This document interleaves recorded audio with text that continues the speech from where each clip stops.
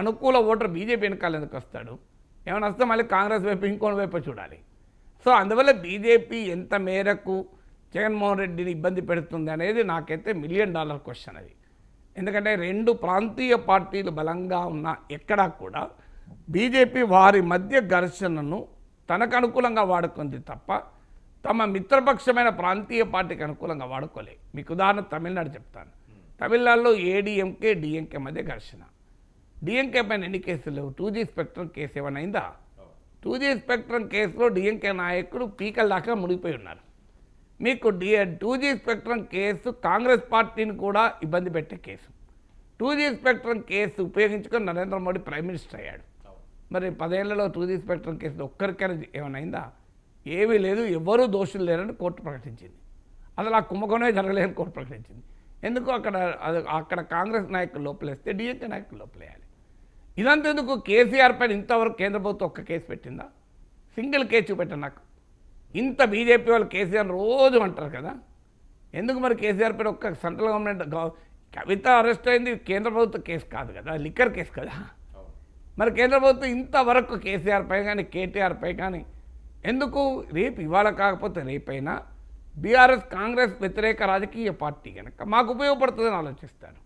అలాగే మీకు ఓవైసీ ఇంత వ్యతిరేకంగా బీజేపీ అంటారు కదా. భారతదేశంలో అసలు a CBI ED income tax జోలికే పోని అత్యంత పవిత్రమైన రాజకీయ నాయకుడు అసదుద్దీన్ ఓవైసీ. ఆయన మీద ఒక్క కేసు ఉందా? కేంద్ర ప్రభుత్వ కేసులు చెప్పండి. ఎక్కడా లేదు. చూడండి, మీరు గమనించండి. ఓవైసీ కాదు, ఓవైసీ మద్దతుదారుల మీద కూడా లేదు.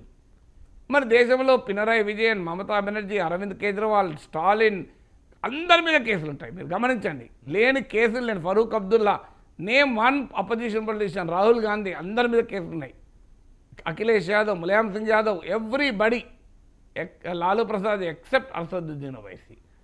అంటే అసలు బీజేపీ ఏం చెప్పదలుచుకుందా? అసదుద్దీన్ ఓవైసీ ఆ రాజకీయాల్లో వెరీ హానెస్ట్ అని చెప్పదలుచుకుందా? మరి ఎందుకు ఉండదు? ఎందుకు? అతను మన ప్రయోజనాలు కాపాడుతున్నాడు కదా. దేశమంతా ఢిల్లీలో కూడా వెళ్ళి ముస్లిం ఓట్లు కాంగ్రెస్ ఆప్కు రాకుండా జాగ్రత్త పడ్డాడు కదా. ఓక్లాలా, ముస్తాఫాబాద్లో బీజేపీ గెలిచింది కదా. 40% ముస్లిం, 40 to 50% ముస్లింలు ఉన్న ముస్తాఫాబాద్లో బీజేపీ గెలిచింది. ఎందుకు గెలిచింది? ఎంఐఎం 33,000 ఓట్లు తెచ్చుకున్నది. 33,000, ఓక్లాలా 39,000. అక్కడ యాప్ గెలిచింది అనుకోండి, కానీ మీకు ముస్తాఫాబాద్ ఇది ముస్లిం డామినేటెడ్ కాన్స్టిట్యున్సీలో బీజేపీ గెలిచింది. ఎట్లా గెలవగలిగిందంటే మరి ఓవైసీ చలవా. సో అందువల్ల ఆయన మీద ఏది ఉండదు. ఈ కాంటెక్స్ట్ అంతా చూసినప్పుడు జగన్మోహన్ రెడ్డి జైల్లో వేసి బీజేపీ ఏ రాజకీయ ప్రయోజనం పొందుతుంది అనుమానం. చంద్రబాబు నాయుడు వేయచ్చు. ఎందుకంటే ఒక్కసారి ప్రభుత్వం పట్ల వ్యతిరేకత పెరిగినాక నువ్వు జైల్లో వేస్తే ప్రత్యర్థికి సింపతి అవుతుంది. జగన్మోహన్ రెడ్డి చేసిన పెద్ద పొరపాటు అదే. వైసీపీకి వ్యతిరేకంగా ప్రజల్లో ఒక బలమైన అభిప్రాయం పెరుగుతున్న సమయంలో చంద్రబాబు నాయుడు అరెస్ట్ చేశాడు.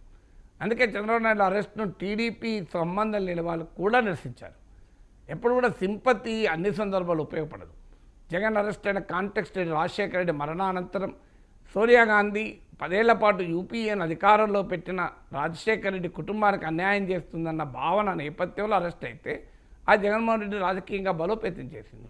ఇప్పుడు అరెస్ట్ అయితే బలోపేతం కాడు, బలహీనపడతాడు. ఇంకా ఎప్పుడు బలపడతాడు? ఇంకో 3 ఏళ్ల తర్వాత.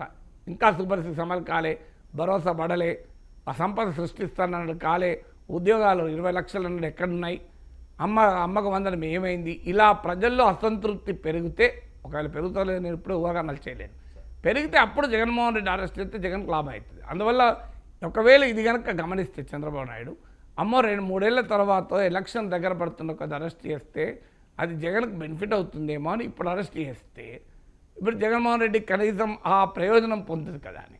మరి ఏ కేసు మీద వేస్తారు? అరెస్ట్ చేసిన కేసుల కొరత ఏముంటుంది? రాజా కొట్టలేసుకుంటే కొరడాలు దెబ్బలకు కరవా అన్నట్టు. సో అందువల్ల అది తెలుగుదేశం పార్టీ బీజేపీల వ్యూహం బట్టి ఆధారపడి ఉంటుంది జగన్ అరెస్ట్. కానీ ఒకటి మాత్రం నిజం, జగన్ గతంలో అరెస్ట్ అయినందుకు ఇప్పుడు ఒక పెద్ద సమస్య జగన్కి అయితే ఉంటుంది. అందుకే కూడా టీడీపీ అరెస్ట్ వైపుగా వెళ్ళొచ్చు. ఎందుకు? గతంలో నేను ఇంతకుముందు చెప్పినట్టు రాజశేఖర రెడ్డి మరణానంతర సానుభూతి, 10 ఏళ్ల పాటు కాంగ్రెస్ అధికారంలో పెట్టిన ఒక వైసీపీ భాషలో చెప్పాలంటే ఒక మహానాయకుడి కుటుంబాన్ని ఇబ్బందుల్లో పెడుతున్న తీరు, ఇవన్నీ కూడా జగన్కు ఉపయోగపడాయి. ఇప్పుడు అలా కాదు. జగన్ ఇప్పుడు బలహీనపడి ఉన్నాడు, వీక్ అయి ఉన్నాడు, అప్రతిష్ట పాలై ఉన్నాడు, ప్రజా వ్యతిరేకతను ఎదుర్కొని ఉన్నాడు. ఆ రోజుల్లో జగన్ అరెస్ట్ అయితే విజయమ్మ, షర్మిల రాజన్న బిడ్డను జగనన్న వదిలిన బాణం అని తిరిగితే ప్రజలు కూడా రాజన్న బిడ్డ కదా, రాజన్న భార్య వచ్చింది కదా సమర్థించారు. ఇప్పుడు రాజన్న బిడ్డ రాజన్న భార్య ఎక్కడున్నారు?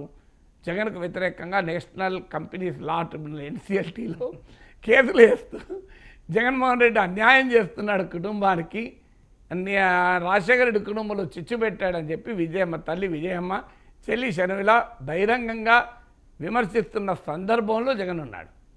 మరి ఈ సమయంలో జగన్ అరెస్ట్ చేస్తే వైసీపీకి భారత్ నాయకత్వం వహించాలి.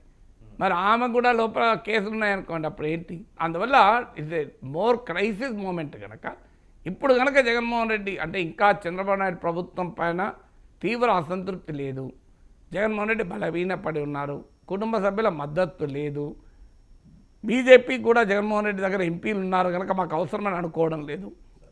ఇలాంటి టైంలో కనుక లోపలేస్తే పొలిటికల్గా మాకు లాభం అని బహుశా టీడీపీ కనుక అంచనా వేస్తే వేయచ్చు. కానీ మోడీ బీజేపీ దిగుతుందా రంగంలోకి? మోడీ బీజేపీ ఎప్పుడు దిగుతుందంటే వైసీపీ బలహీన పడితే బీజేపీకి లాభం అనుకున్న రోజు దిగుతుంది. సార్ భారతీయ గారికి ఆ క్యాపబిలిటీ ఉన్నది అనుకోవచ్చా సార్? అది ఎలా మనం ఇప్పుడు చెప్పగలం? క్యాపబిలిటీకి అంటే భారతీయ గారికి ఆ పగ్గాలు తీసుకోవాలని అన్నారు కదా మీరు. క్యాపబిలిటీస్ గురించి అన్లెస్ ఫీల్డ్లో దిగిన తర్వాత తప్ప మనకు ఆటోమేటిక్ కుర్చీ నేర్పుతుంది అంటారా? ఎందుకంటే నేర్పకూడదు. ఇప్పుడు రాజీవ్ గాంధీ రాజకీయాల్లో చేరే ముందు అసలు ఆయన రాజకీయాల్లో ఉండగలడా అనుకున్నారు. సో ఆ మాటకైతే ఒకప్పుడు లోకేష్ను ఇలాగే అనుకున్నారు, కానీ ఆయన 95,000 మేడతో గెలిచి పెట్టాడు అది మధ్య. సో అందువల్ల రాజకీయాల్లో చాలా సందర్భాల్లో మనం వ్యక్తులపైన అంచనాలు ముందే వేయలేము, జనంలో దిగినాక ఎలా ఉంటుందనేది చూడాలి. సార్ ప్రతిపక్ష హోదా అసెంబ్లీలో ఇవ్వాలంటూ మరొకసారి అయ్యన్న పాత్రుడు గారు బడ్జెట్ సమావేశాలు ఉన్నాయి కాబట్టి మళ్ళీ తెర మీదకి ఈ అంశం వచ్చింది. అయ్యన్న పాత్రుడు గారు ఏం మాట్లాడారు సార్? ప్లే చేయండి. మీరు సమస్యల మీద మాట్లాడాలి, ప్రభుత్వం చేస్తున్న కార్యక్రమాల గురించి మాట్లాడాలి, కొన్ని డైరెక్షన్లు ఇవ్వాలి, అంచేత మీరు రావాలి. ఇంకా కొన్ని కోరడం జరిగింది ఆల్రెడీ, మీరు రికార్డెడ్గా మీ దగ్గర కూడా ఉంటుంది చూడండి ఒకసారి. 3 times మాట్లాడా. ఏ రూల్ ప్రకారంగా ఇవ్వాలి? నేను ఎక్కడ ఎందుకు ఇవ్వాలి? నువ్వు ప్రతిపక్ష నాయకుడు కాదు, నీకు రావాల్సిన ప్రతిపక్ష నాయకుడికి రావాల్సిన నెంబరింగ్ నీ దగ్గర లేదు. అందరికీ తెలుసు, జగమెరిగిన సత్యం. జగన్కి తెలియట్లేదు, జగన్ అంతా తెలుసు కానీ జగన్కి తెలియట్లేదు. అది బాధ. ఏం రూల్ ప్రకారం నేను వెళ్ళిస్తాను నీకు అవకాశం? స్పీకర్గా నాశనం ఉంటుందా? మాకు కూడా నిబంధనలు ఉంటాయి కదా, కొన్ని పట్టుబాట్లు ఉంటాయి కదా. అంటే ఇందులో ఒకటి జగన్మోహన్ రెడ్డి స్వయంకృత అపరాధం.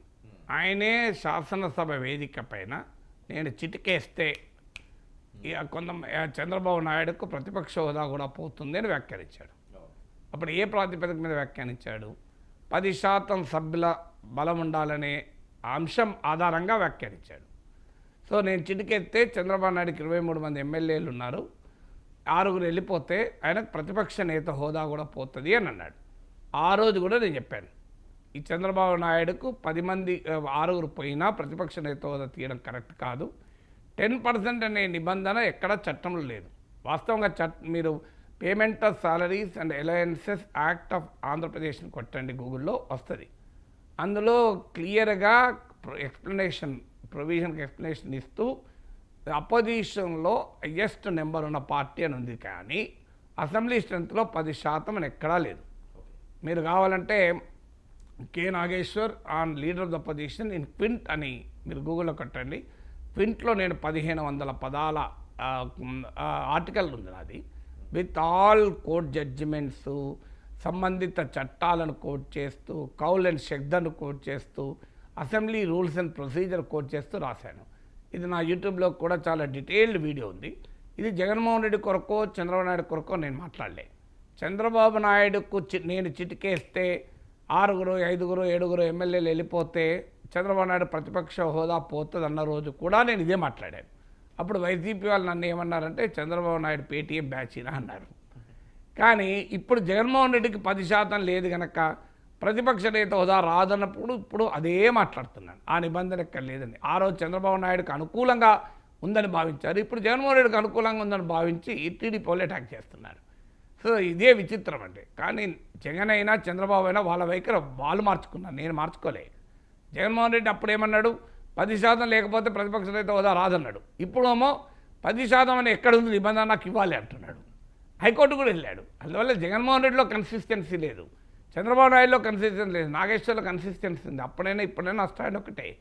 అప్పుడు చంద్రబాబు నాయుడు విషయంలో నేను అదే చెప్పాను, ఇప్పుడు కూడా అదే చెప్తున్నాను. 10% అనే నిబంధన చట్టంలో రాజ్యాంగంలో లేదు.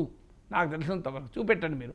ఇంకా ఉన్నదేంటి ఇక్కడ మీరు, అందుకే గూగుల్లో కొట్టండి payment of alliances and salaries and alliances. ఈ చట్టం చెప్తుందా అని అంటారు. ఈ చట్టమే చెప్తుంది, మరి ఇంకా వేరే చట్టం ఏం చెప్పదు. ఎక్కడ ఏ చట్టంలో ఉంది చెప్పండి. అయితే కన్వెన్షన్స్ ప్రకారం ఎక్కువ సందర్భాలు ఇవ్వడం లేదు, నిజం అది.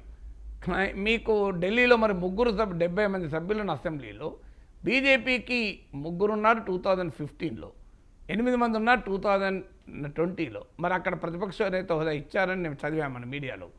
ఎలా ఇచ్చారు? అందువల్ల అయితే ఇక్కడ ఒక ఇబ్బంది అవుతున్నది. జగన్మోహన్ రెడ్డి పడే ఇబ్బంది ఏంటంటే ఇవ్వాల్సింది మాత్రం స్పీకరే.